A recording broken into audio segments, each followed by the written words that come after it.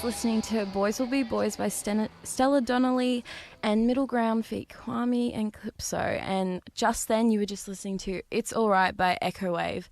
And we have the boys in the studio right now. That was the final track from EchoWave's debut self-titled 6-track EP. We have the boys behind EchoWave in the studio with us. How are you guys? Very good, thanks. Good, how are you? Can you guys just go through a class roll? Right, so I'm Sam. I'm the main man. This is Nathan. Hello. He does drums for us. Oh, I'm Nick. I play bass. I'm Seb. I'm a guitarist. Your self-titled debut EP came out on Christmas Day last year, actually. So that must have been amazing. Like, best Christmas ever, right? Yeah. Yeah. I mean, I was sort of like keeping it like a secret from my parents. I was going to surprise them on Christmas Day, and I was just recording it throughout the year. So yeah, it was a good relief to finally get it off the plate, and Dad was very happy with That's it. such a nice Dad gesture. was very excited to hear it. Yeah, He was a bit incognito for a while, and everything was off the books, and then it just dropped out of nowhere. And you guys have mentioned before that your sound is really influenced by the psychedelic pop movement of the 60s and the power pop movement of the early 70s, right? So were you inspired like from a young age, or was it something that formed when you started getting older and listening to more genres? You were brought into it. Yeah, I was. Yeah, got brought up with like the Beatles and bands like that. Beatles, Led Zeppelin, Pink Floyd, Beach Boys. but yeah, Beach Boys. I slowly got older and I started like going through like YouTube, finding all the recommendations, and I ended up like getting onto bands like Tame Impala, Mac DeMarco, and got hooked on the Beach Boys, Todd Rundgren, and slowly just went from there. Something really amazing that not many people may know is that you guys wrote, produced and recorded the entire EP by yourself, and that's absolutely insane. So can you walk us a bit through that process? Well, really, it was just all Sam. Yeah, it was just all me. That's the secret.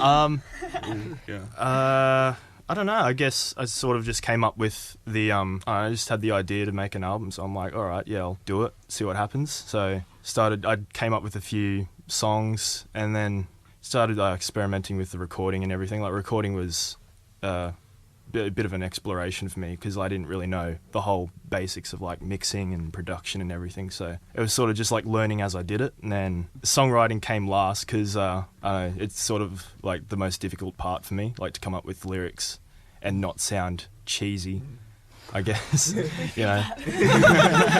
Watching it from the outside, just Sam forming all these song ideas was kind of amazing, just because he was just our mate and we jammed with him a few times and that sort of thing.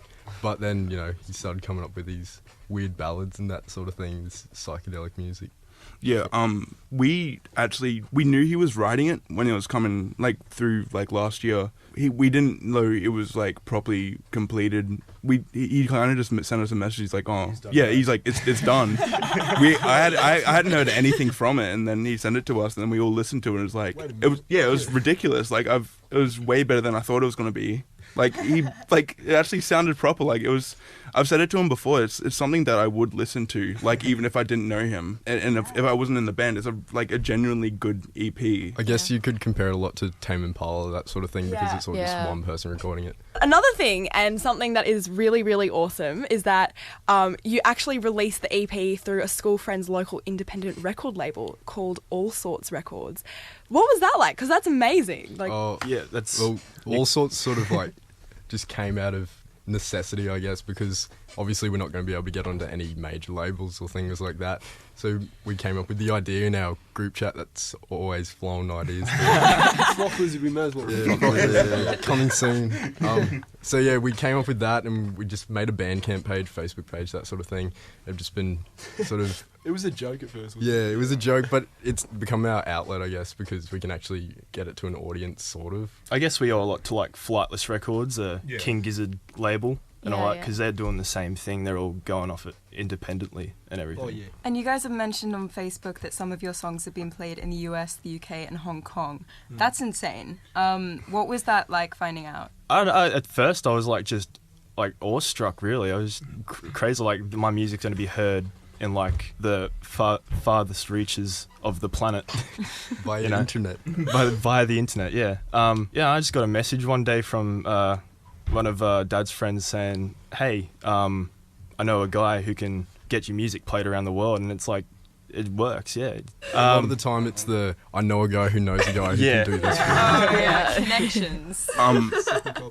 It wasn't really like getting played on that radio station. That was really weird. The weird thing for me was when the EP got released, we posted it on a bunch of like Facebook pages for bands, and I was like searching EchoWave on Twitter every single day just to see like what would come up, and then like people were sharing it, and like some dude was talking about it, and all the like it was the link to the Bandcamp, but everything was written in Japanese. And it really weirded me out. And then we got a full, where was it? It was in Mexico. A full like EP review completely in Spanish. Yeah. It was so weird. Oh my god. Yeah. It's just an experience. Yeah. It's just, but yeah. I Thank think the God point for where I Google realised that we were going somewhere was when we got to the top of the Google search. Yeah. Yeah. Search EchoWave and it's not the book anymore. Okay, so you guys play a lot of venues all around Brisbane and the Gold Coast. Can you think of any gig that was like the best today, or what made it the best? Backroom. Yeah, probably the Backroom. That was probably like our most rowdiest gig we've ever done. We just went off chops on stage, you know. It was a weird time because this blues band played before us and we weren't really They're like a aware of them. dad blues cover band or something like that. They're Nothing like dad against rock. them, they were great, they were really Yeah. good, got the vibe going. But then we sort of came out and it was a bit smoky out there, you know. Yeah, there was like, For anyone who's ever been to the back room, The- everyone knows the vibe there. The back room is literally like a back room. It's dusty, it's messy. It was almost like a rehearsal, like just with more hype. But the Snooker World gig's actually coming up on the 23rd. And then the weekend after, we're doing Currumbin Pub, and then I think we're playing at the Live from Outer Space event for you guys. yeah. Got a couple coming up. We'll shout you out. Much appreciated. The Snooker World ones with Stoker and Georgie Nilsson and the Growing Pains.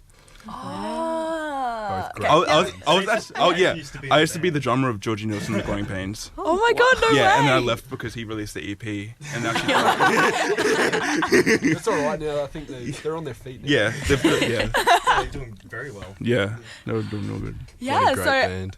I guess you're like keen for all these gigs coming up and like Yeah, Yeah? definitely. The whole reason we want to do it is because, not just because like it's fun to play, but it's also a good learning experience for us, you know. It gets the confidence going and stuff like that. yeah. And anyone who has a backyard they'd like us to play in, feel free to send any of us a message and we'll do it.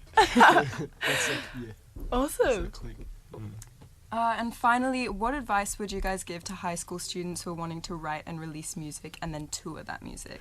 Put it on Bandcamp. Yes, 100%. Bandcamp. Put it on Bandcamp, share it on Facebook, get everyone to share it, and you know. What about production? I'd do a little read up on it at first. Work with what you got. Work with what you got, definitely, because You'll get it's all about experimenting with what you have, because that's what I was doing. I was doing it as a test to see how much I could do with the equipment I had and the knowledge of recording. And then really just make some DIY cassette tapes. Hand them tape player. Hand or them to your something friends like at school. Give them away at Throw 'em Vinnie's. around the joint. It's just exposure. Yeah. Oh, that's awesome. That was the boys from EchoWave. Thanks for coming in and having a chat with us, guys. No worries. Thanks for having us. Do you want to take this opportunity to plug your socials? All right, so Bandcamp's Yeah, just Also- go to allsorts.bandcamp.com. That's where you'll find all of the music and stuff. Instagram's EchoWave AU, I think. Yeah, and then the Facebook page is also EchoWave AU. Yeah. Well, That's- it's just It's EchoWave, but EchoWave. the You'll find it. Just Yeah, it should be the first thing to come up. Yeah. It's now at the top of the search bar, so on the Google search. So Google us and everything will come up. Okay, so thanks again, guys. So next up, we've got by Passion Cactus, Love in Circles.